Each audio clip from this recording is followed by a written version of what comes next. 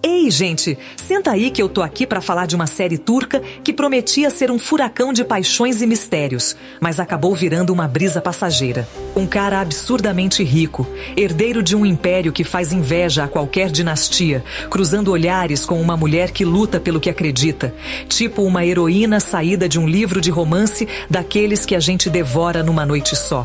E aí, no meio desse conto de fadas moderno, entra uma pitada de perigo, segredos enterrados e um amor que custa caro demais. É isso que Altan Kafes tenta nos entregar, e eu vou te contar tudinho, passo a passo, para você decidir se vale a pena dar uma chance para essa joia incompleta do drama turco.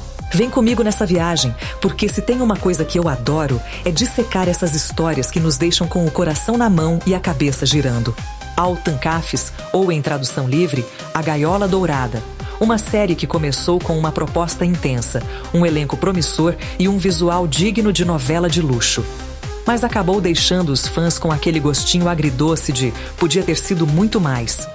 Vamos entender juntos o que aconteceu com essa produção que foi cancelada ainda no comecinho, por que o público turco não abraçou a trama e o que realmente vale a pena destacar dessa curta, mas curiosa, jornada televisiva. Bora pra vinheta!